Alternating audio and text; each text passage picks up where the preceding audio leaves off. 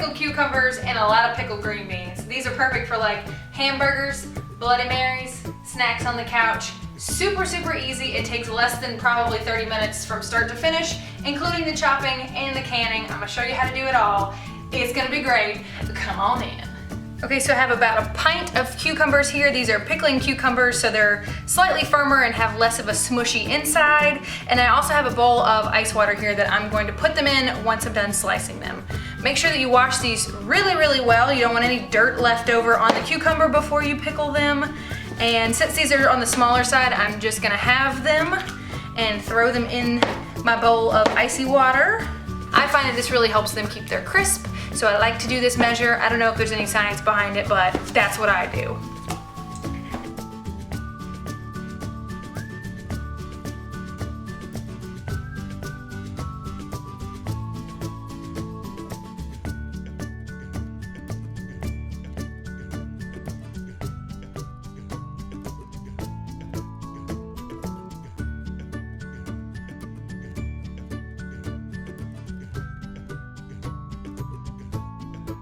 Okay, so I'm gonna move this to the side and we'll work on our green beans.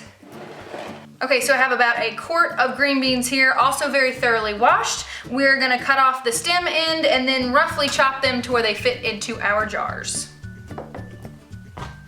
So,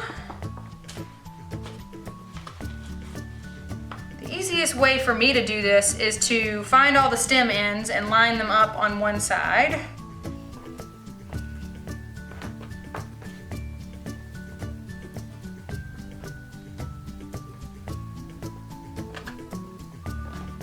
And I'll do a whole bunch of them at once this way.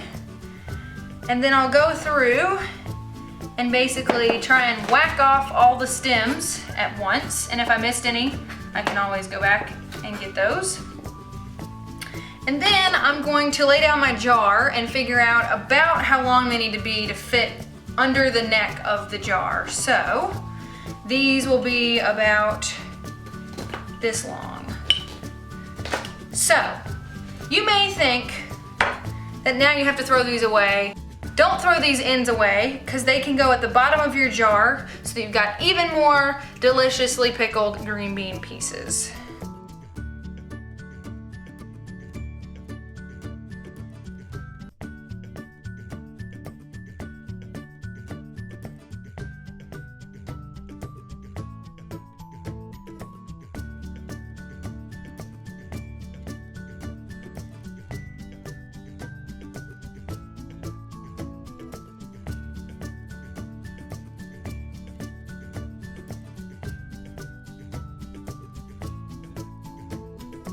You'll also need some sliced garlic. So this is 1 clove of elephant garlic. That way I don't have to go through slicing a whole bunch of cloves. But you can certainly use smaller cloves. I wouldn't suggest using the minced garlic that you find packed in liquid in the grocery store because it will make it far too sour in my opinion. So I just roughly chop my garlic because it kind of hangs out at the bottom anyway. So it doesn't have to be particularly perfect. So I'll just get this sliced up. And now I'm ready to start filling up my jars. So I've got 4 jars lined up here. I think that's how many I'll start with. If I need more, these are per jar measurements, so you can always make more. Some necessary ones are the dill seed, which I'll put about 3/4 of a teaspoon in each. You can also throw in fresh dill fronds if you've got them. I also like to put some red pepper flakes. Depending on the freshness of your pepper flakes, you may want to go with more or less than this. I normally will shake it in there until it's about half the amount as my dill seeds. So I guess that's whatever half of 3/4 a teaspoon is. Gives it just a little bit of kick. I'll throw in some of my garlic, and I like to go heavy on my elephant garlic because it's more mild. But I'll just throw in a few pieces into the bottom of each jar. If you're going with regular cloves, I would certainly say you need at least 1 clove per jar. So I've got my garlic in there, and then I have a couple of extra ingredients that I like to put in there. They're certainly optional, you don't need them, but some of those include some coriander seeds, and I buy these in the bulk section of a specialty grocery store. That way they're not as expensive, and I can get enough to make some batches of pickles without breaking the bank. So I put about a 1/4 teaspoon of coriander seeds in the bottom, and that adds sort of like a lemony freshness. I also add a 1/4 teaspoon of turmeric. I like the color that it gives it, and then also turmeric is a superfood, so I feel like I'm making superfood pickles. So I'll put about a 1/4 teaspoon of turmeric in the bottom of each of these. And then I've also got celery seed. I love putting celery seed into my pickles. Oops, there we go. I'll do a hefty 1/4 teaspoon of celery seed in here. I've also got some mixed color black pepper corns. I got some of those.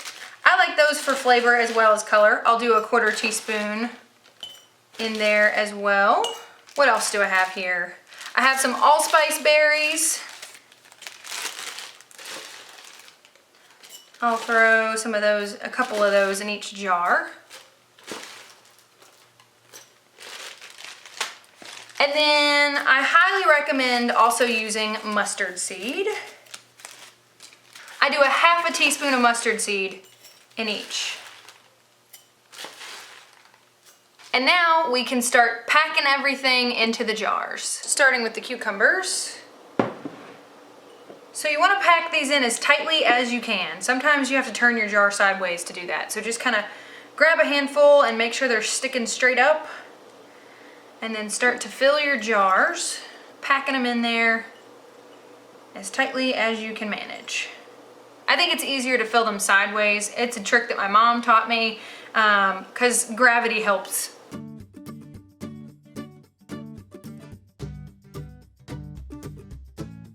And if you happen to have any shorties, you can put them on the top. I'm gonna go to the next jar.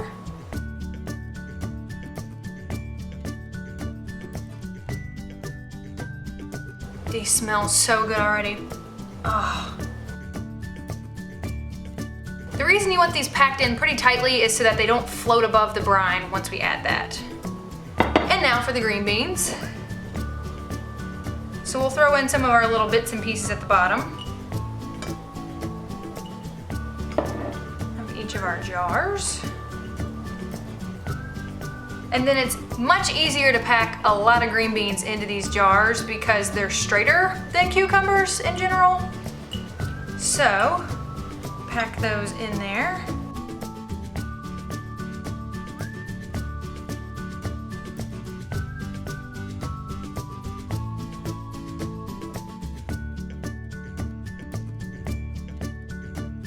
So it turns out I made the perfect amount of jars prepared, so now we'll fill it up with our brine. So now we're gonna fill these up to the bottom of this lip.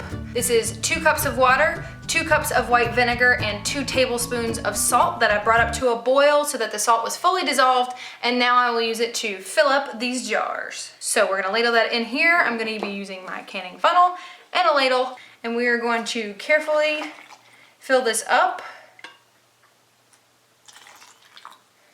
And do that on all of our jars.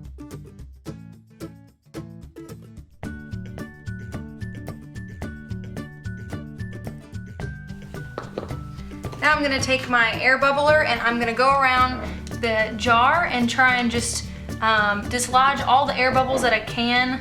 Normally I just, kind of zhuzh down the sides, and you can see that air bubbles will come up.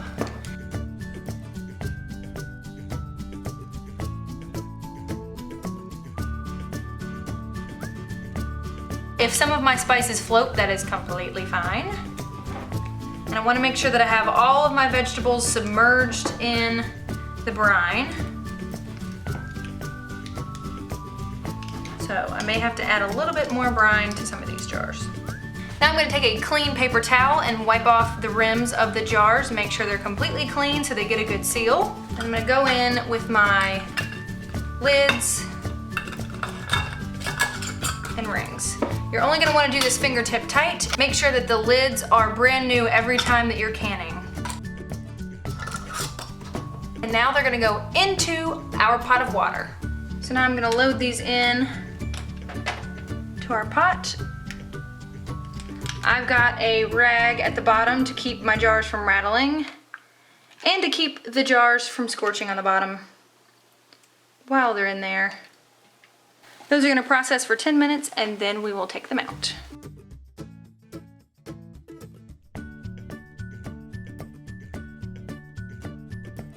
We're gonna let these sit for 24 hours or until the seal pops.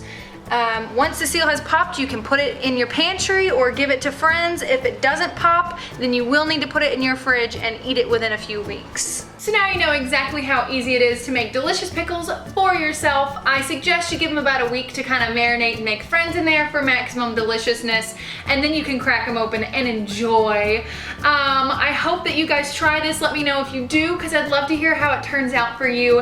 And I hope that you're having a wonderful, wonderful day as always, and I will see you in the next video. Bye!